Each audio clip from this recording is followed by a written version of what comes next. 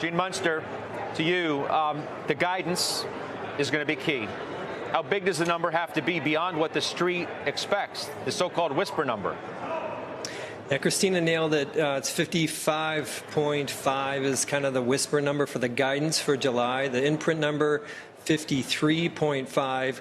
I went back and checked. There's 42 analysts that cover Nvidia. 18 of them, only 18 have changed their estimates after the July update for the curbs. And so that's why that whisper number is higher for October. And the answer to your question, Scott, is if you look at the past few quarters in terms of what a typical upside is, they really need to say something like 56.5, and then they use this plus or minus 2% language. It's going to be in the press release, the section's outlook. It's right there at the top. It'll be easy to get to. But I do caution, that's the number I'm looking for. I think the 56.5, it's a 2% guide up, kind of similar to guide ups 2 3 quarters ago. I do want to mention is that if you adjust for the curbs, the guidance for July was actually up 17% higher. So it was a plus 2% guide up, plus 2, and then they had this huge guide up. But it got muddled in all what was happening with China.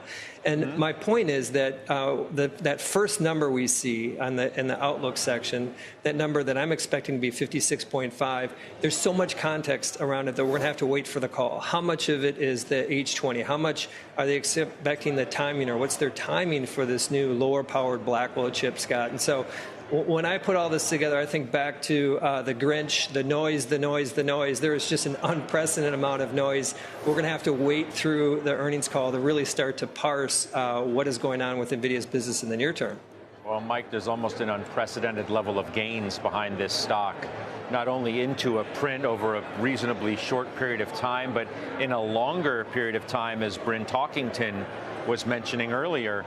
Since the launch of ChatGPT, roughly 1,000 days ago, 1,145% is the gain for Nvidia. You look at roughly the same time period, around 95, birth of the internet.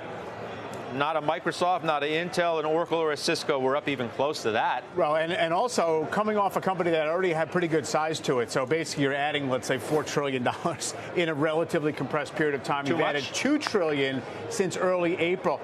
Well, I don't know if it's too much, because you've also never seen revenue growth at this scale and speed among other companies. I mean, maybe Microsoft at its peak was doing something similar based on numbers in the late 90s.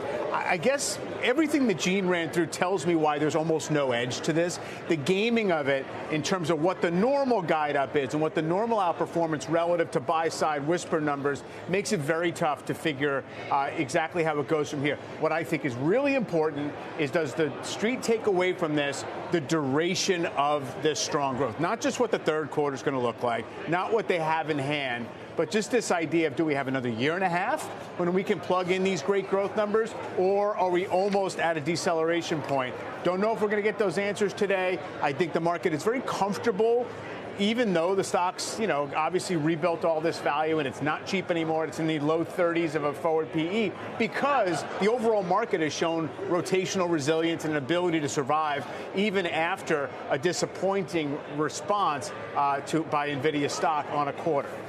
So, Gene, how do we reconcile all of that? The tremendous amount, as Mike said, of market cap that this company has added in not that long a period of time.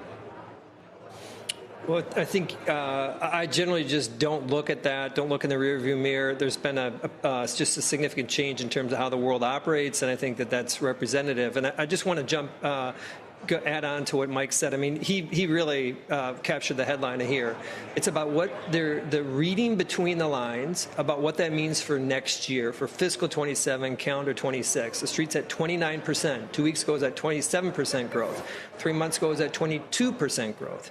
And that's really what this all comes down to, is that investors, we still talk about Cisco and how it blew up 25 years ago, because hardware is scary. You don't sleep well at night owning hardware. And so that's the edge that people are going to try to get some comfort on. And I'll just mention this.